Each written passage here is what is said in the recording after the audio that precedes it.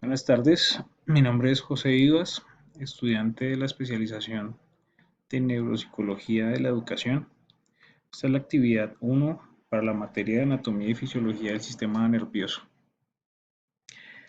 Eh, el tema son las principales estructuras del Sistema Nervioso Central. Así las cosas, entonces empecemos revisando lo que es la parte más fundamental, la unidad fundamental del Sistema Nervioso Central, que como seguramente sabemos todos, es la neurona. Sin embargo, además de la neurona, esta parte fundamental cuenta con otros elementos bastante similares, como son las células especializadas, sensoriales especializadas, y las células gliales.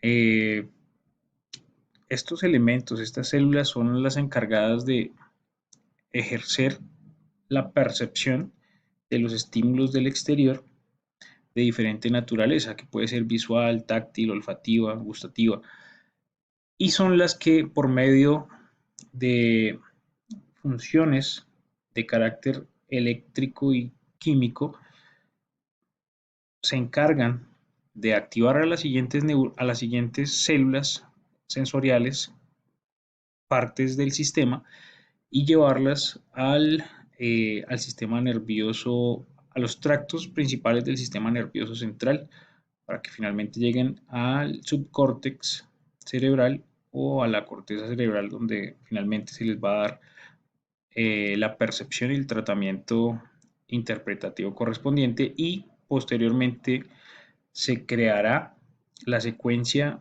de reacción ante este estímulo que se ha presentado.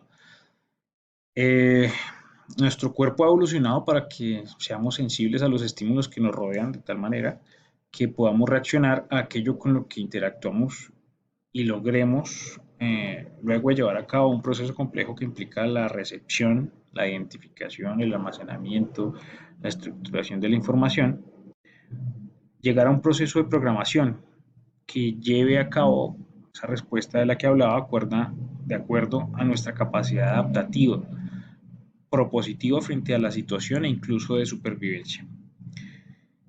Frente a estos estímulos y a la situación en la que nos enfrentáramos en tal caso.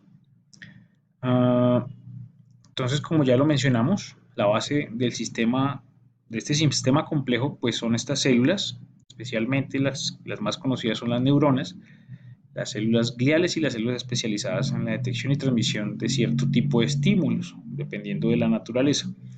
Es gracias a la presencia de estas unidades del sistema nervioso, constitutivas del sistema nervioso, que es posible percibir y reaccionar ante los estímulos.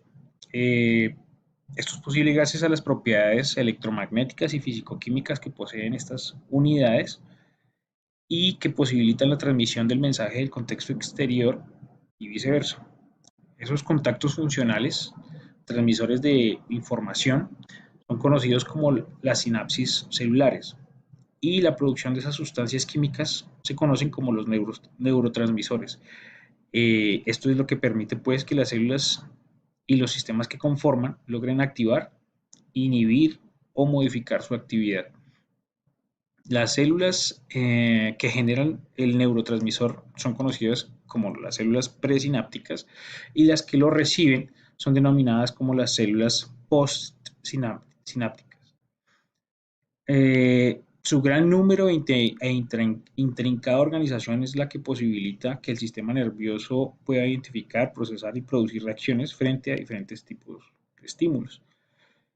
La energía de un determinado tipo de estímulo activa el receptor sensorial de las células, receptor específico, modificando así su potencial de reposo y cambiando su permeabilidad, alterando el estado potencial de reposo de las células, y estas a su vez conllevan a una reacción similar para las demás células, modificando eh, su estado de reposo. Estas atraviesan entonces por un proceso similar de recepción y de activación. y esto es lo que se conoce como transducción. Mm, Este proceso se encuentra organizado y regido por lo que conocemos como sistema nervioso central, que está conformado básicamente por dos grandes sistemas y elementos, que vienen a ser la médula espinal y el encéfalo. Pero estos sistemas o estas partes del sistema tienen a su vez otros subsistemas, otros elementos que cumplen funciones diferenciales. Eh, entonces, estas, estas, partes estas partes del sistema son las que se encargan pues del procesamiento de la información que ha sido llevada hasta allí por las células sensoriales de las que hablábamos hace un momento, mediante los fenómenos de la sinapsis. Eh, Encuentran allí entonces el destino de procesamiento final en el subcórtex y en el córtex cerebral, que estarían ubicados en estas, bueno, en el encéfalo y en sus subpartes, dependiendo pues del tipo de recepción sensorial que se activó y que llegó hasta este punto. La percepción de los estímulos es alcanzada entonces primeramente por las estructuras subcorticales y luego por la corteza cerebral. El cerebro, que es la parte más voluminosa y central del sistema nervioso, está constituido a su vez por subestructuras tales como el tálamo, estructura que se considera la parte de la estructura subcortical donde se procesa la información. Eh, es por medio del tálamo donde pasa y se procesa la información antes de que ésta alcance la corteza cerebral. Aunque resulta relevante aclarar que la información ya viene bastante procesada desde su paso por diferentes núcleos del tronco del encéfalo hasta su llegada a la corteza. En la zona conocida como el núcleo geniculado lateral se procesa principalmente la información de naturaleza visual, mientras que en el núcleo geniculado medial se procesa la información de carácter auditivo y en el núcleo ventral posteromedial se procesan los resultados sinápticos relacionados con estímulos gustativos de información somatosensorial, que también tienen parte de ese procesamiento de información en el núcleo ventral posterolateral. La corteza cerebral se encuentra organizada eh, para la percepción y tratamiento de información sensorial, entonces, y en correspondencia con una organización sensorial semejante de las diferentes partes del cuerpo y sus capacidades perceptivas de estímulos, lo que implica que las regiones de la corteza cerebral que trabajan en conjunto con información semejante cuentan con una mayor cercanía que otras, lo que incrementa su eficiencia. El área cortical dedicada a una determinada región del cuerpo depende de la importancia funcional de esa parte corporal y de la necesidad de percepción eh, que requiere esta región del cuerpo. Entonces, podemos tomar como ejemplo los labios y las yemas de los dedos, cuya capacidad perceptiva es mucho más amplia y desarrollada que en otras partes del cuerpo. Bueno, con respecto a lo que es el encéfalo, podríamos además eh, subdividirlo en diferentes partes que serían el cerebrum, el cerebelo y el tronco encefálico.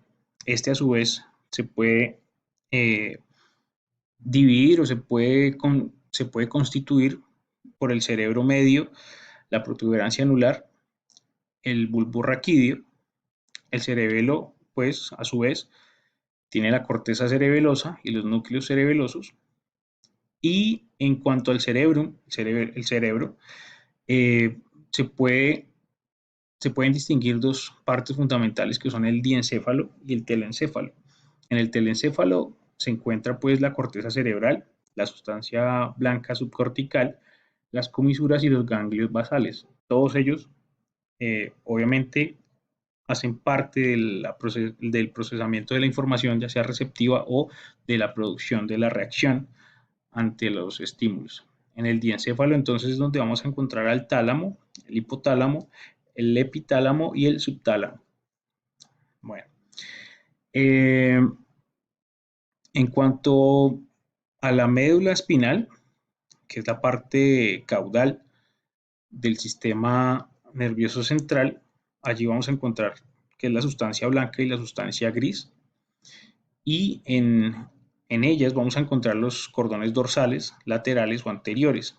Obviamente todos ellos enriquecidos por gran cantidad de células sensoriales como las neuronas o las células gliales que conforman pues esta sustancia gris y sustancia blanca respectivamente. Bueno, en cuanto a los tractos y comisuras, podemos mencionar que estos agrupamientos, estos tractos en la médula espinal, eh, pues son los encargados de transportar, de llevar estas reacciones sinápticas con conexiones verticales donde suelen cruzarse. Y en ese cruce es donde se produce el fenómeno de decusación, eh, que implica la representación cruzada o bilateral de, de la percepción y de la reacción del sistema nervioso. Esto usualmente lo conocemos como la capacidad del sistema nervioso para poder accionarse eh, del lado contrario según a donde se haya percibido el estímulo sensorial, y asimismo también del lado contrario donde se haya producido la reacción, con algunas excepciones, como puede ser el, el músculo del esternocleidomastoideo, que tiene su inicio de funcionamiento del mismo lado. Sin embargo, tiene una reacción lógica que finalmente termina siendo también una representación cruzada, puesto que al accionar el esternocleidomastoideo derecho, pues estaríamos girando la cabeza hacia el lado contrario, hacia el lado izquierdo, y por lo tanto, asimismo pasaría con la activación somática del músculo esternocleidomastoideo izquierdo, que haría que nuestra cabeza gire hacia el lado derecho. Como lo mencionaba anteriormente, entonces todos estos, eh, todos estos sistemas sensoriales tienen una representación dentro de la corteza cerebral, y va a depender entonces de qué tipo de estímulo y de qué forma se percibió, en qué parte del cuerpo se percibió, para entender cuál va a ser la zona del subcórtex o del córtex cerebral donde se va a finalmente percibir y tratar y transformar esta información en una reacción eh, para sustentar pues eh, la reacción que pueda tener nuestro cuerpo frente a eh, las diferentes situaciones que debemos enfrentar a diario. Bueno, eso sería todo por ahora. Muchas gracias. Hasta pronto.